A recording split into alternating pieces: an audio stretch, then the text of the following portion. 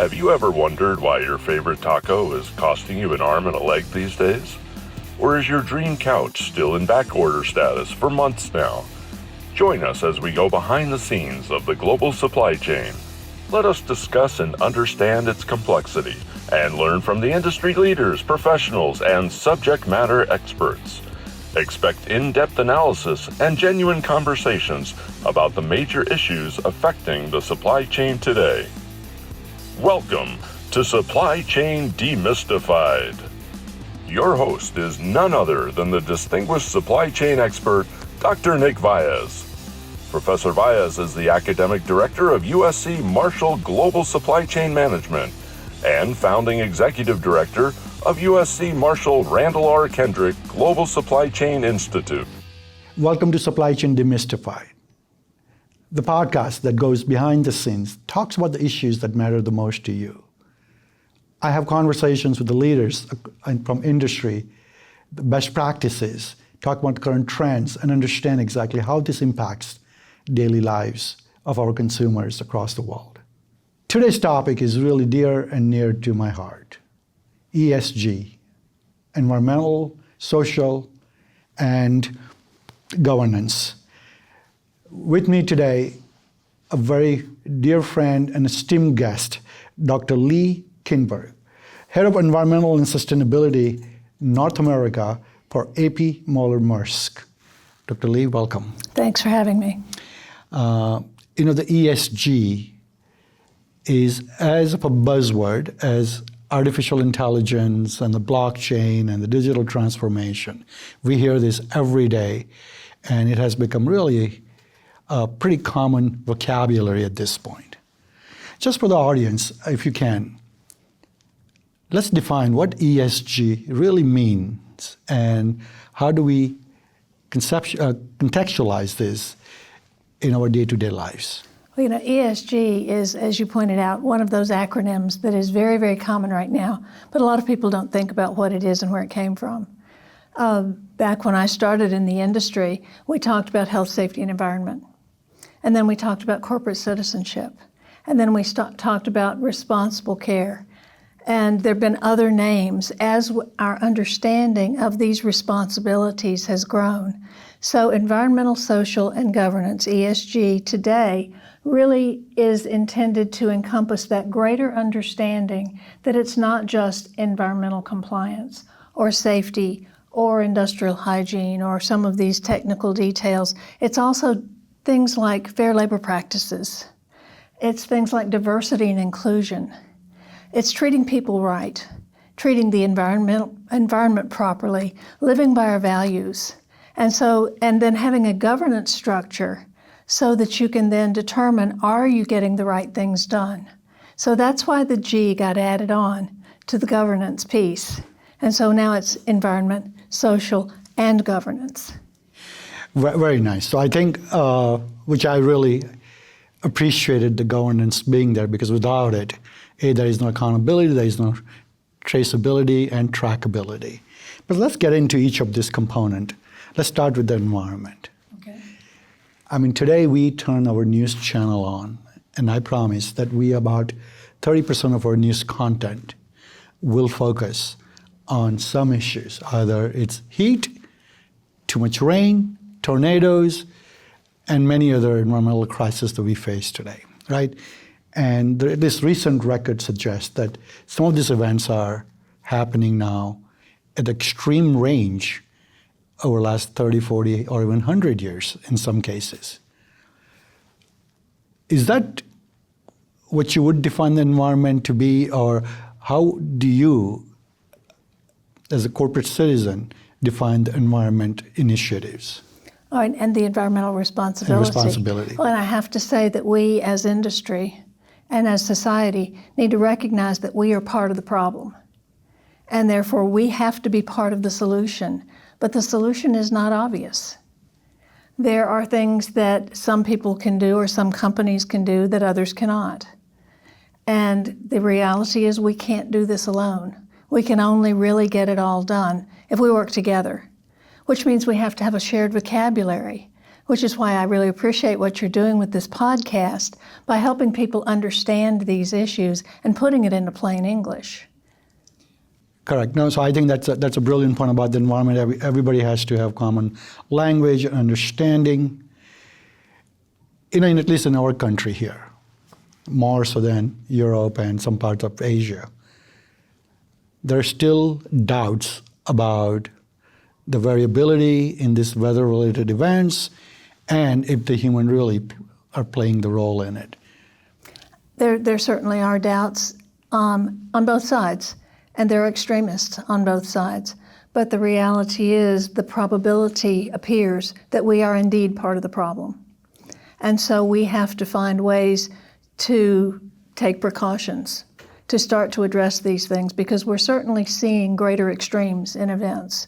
Just look at what's been happening this year with the fires and the floods. And even in Charlotte, North Carolina, we've been affected by the wildfire smoke from Canada. That's correct. And so again, you can't just say, oh, everything's okay right here in my neighborhood. We really have to be looking at that global neighborhood. Yeah, and that's interesting perspective. So I was actually in one of the conference where I gave a keynote in Frankfurt, Germany, and I was having a conversation after the event, and one of the very young, progressive student who was actually in attendance asked the question. He goes, I'm still, Professor Vyas, I'm concerned that we don't have enough information to conclude that the man has caused this problem, right? And my answer to that is that there is empirical data. If you look at it, about 97% plus consensus by the scientists that they are experts and they spend their lives collecting information and studying and building trends. They all agree that we human are causing an incredible damage to our ecosystem. Well, and it's not just climate. There are other things that we're doing to our fellow citizens. We have more than just carbon emissions or greenhouse gases. There are other gases that come out of our cars and the trucks and the ships and so forth that we use to move our goods, or out of factories and electricity production. And of course, electricity is seen as one of the ways that we can solve the problem, but it depends on how we make that electricity. So we have to think through, how do we do these things? And the reality is, if we do, our alternative is to do nothing. And that's not a livable alternative. I can tell you that 2/3 of our top 220 customers, so these are huge companies around the world, not just in the United States or Europe, huge companies around the world, have set decarbonization goals and ESG goals and are tracking them and are asking us to work with them because we are their transportation carbon footprint. Absolutely. Absolutely. So just for the audience, I think it's important. Maersk. Of course, one would know if you were to Google the Maersk being an ocean liner, meaning they have vessels and they control the flow of containers going from point A to point B to point C. But they're more than that. They're actually end-to-end service and solution providers. So they have warehouses, fulfillment, middle mile, first mile, last mile delivery, an entire network. So when Dr. Lee mentioned about 220 top customers, you're referring to end-to-end supply chain activity. They're certainly expecting you to be part of the solution and help track the carbon footprint of the product and goods movement. And they're expecting us to be able to, as a matter of fact, for 20 years now, they've been asking us first to give them methods to do a measurement of that carbon footprint in a standardized way so that they can compare one carrier to another. And then they wanted to start reducing those carbon footprints. And then they wanted to start verifying and auditing that those carbon footprints were what had been reported to them, so that they could be sure that what they were paying for was what they were getting. Yeah, and it's interesting. I think it feels like that this is something science fiction, but I pay attention to when I'm booking my airline flights, and it will tell me my impact in terms of the carbon footprint on each of the tickets. And I've seen actually the difference is that some has a sizable 2,000-3,000 pound of difference between the one way to go to the same destination versus the other. So I would imagine if the airline has figured it out, the human cargo moving and human passengers moving from point A to point B, certainly I think seeing container movements and the goods coming through multimodal network would have the same capability. Well, but those methods had to be developed. But that's why it's so important to have standardized methods so that you can make those comparisons and make good choices. And it's becoming more and more important for us to have that data to be able to make those choices, both as businesses and as citizens. Right. So let's dive into the environment further. Because ultimately what I think, and I would love for your perspective on this, is that even when I am now, going back to my own examples of purchasing an airline ticket, I do look at the numbers because they're there now, but I don't think it's significantly has influenced my decision about which airline or which route am I flying, more so than the time that I need to get there and the convenience of time that I'm going to depart from.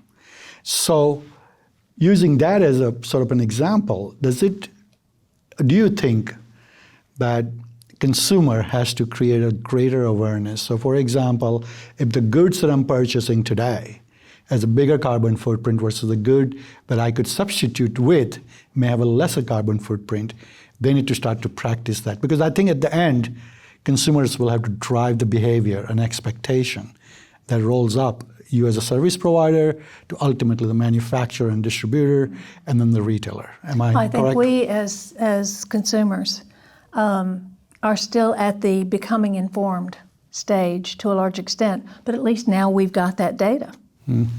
It's right there on the ticket, it's right there on my booking comparison on the screens. Some airlines do a better job than others. Yep. We also know that you can compare how modes matter. Yep. Rail is much more efficient than air, but you can't take rail to Vietnam. That's correct. So you have to make a lot of choices and balance a lot of factors. So you can't just say, I will make all my decisions only on sustainability. But we have to start shifting that knowledge and shifting those choices more to those informed choices that include the environmental piece. Yeah, no, I completely agree with you. So going one step further, because I know many of my students, they're young generation, they question this commercial farming. I know that commercial farming meaning the impact of carbon footprint in industrialized farming practices. So the movement is the one thing. Do you foresee, or best in your knowledge, that the carbon emissions and the footprints, which is very heavy in industrial farming, so you think about any protein or any large-scale farming practices, has a pretty huge impact on the environment, water, topsoil, and subsequently the methane and other gases that gets released. So argument that the very other side of this equation that they're making is that we can't just solve by fixing the first, middle, and last mile related issues. It needs to go straight all the way to the farm, all the way to the source, all the way to the raw material acquisition. And we need to think beyond that. Well, and it is becoming, I think, recognized all over the world that you have to consider not only the energy you consume in a particular activity, but you have to go all the way back to a full life cycle assessment. And I'm not an expert on farming, so I'm going to answer your good question in a broader sense. Sure. And that is, if you're looking at a fossil fuel, where you're pumping something out of the ground, and then you're transporting it to a refinery, and you're refining it, and then you're transporting it someplace, and say you're putting it in one of our ships or one of our trucks, something like that. You're putting new carbon into the atmosphere when you actually consume that fuel. If you then switch to a biofuel, you're not pumping that new carbon out of the ground. You're growing plants, which are then converting sunlight and so forth into carbon dioxide in the plant or into carbon compounds in the plant, which then you turn into biodiesel or into other biofuels. And then those can be consumed and they will put the same carbon back into the atmosphere. So you don't have any new carbon going to the atmosphere.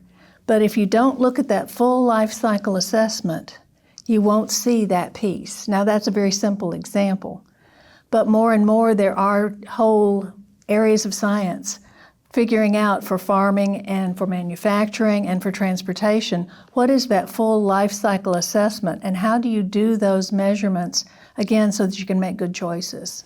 No, absolutely. And I think Maersk now being the very large player, you guys are getting vertically integrated.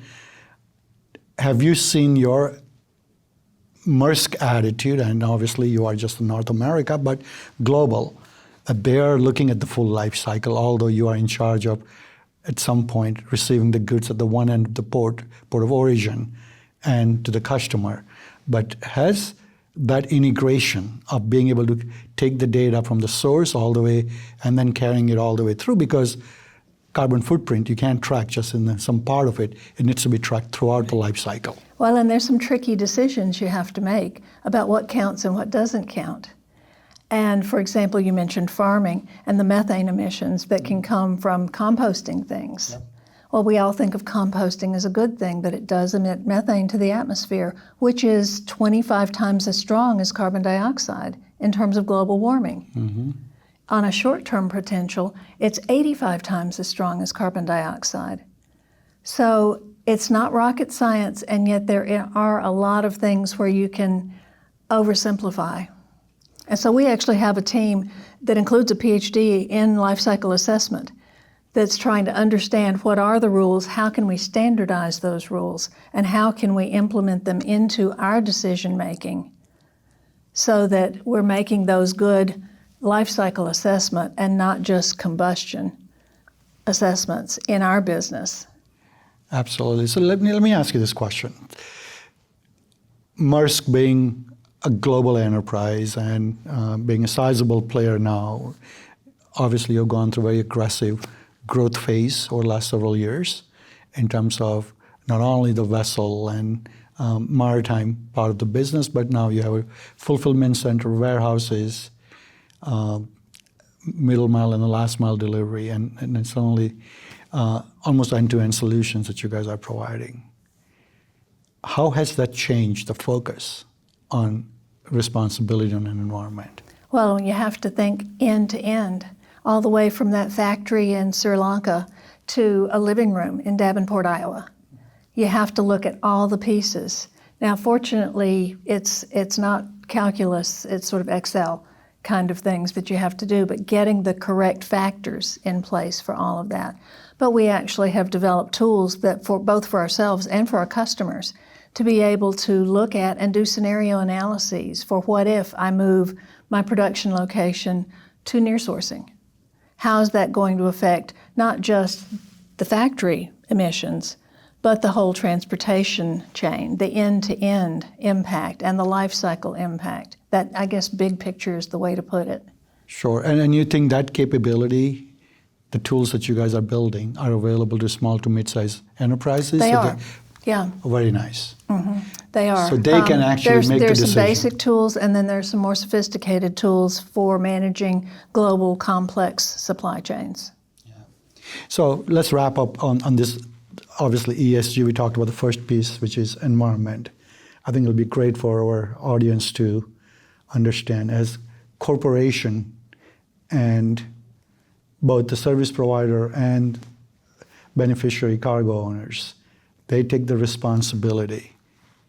What role consumer can play to enhance? Could I start by telling you what role we've decided to play? Absolutely. And then I'll perhaps come back to what we as consumers and parents and grandparents can play. Stay tuned for more discussions and fascinating insights on this topic, only at Supply Chain Demystified. We hope you enjoyed another exciting episode of Supply Chain Demystified. Stay tuned for the next demystifying discussion on the supply chain.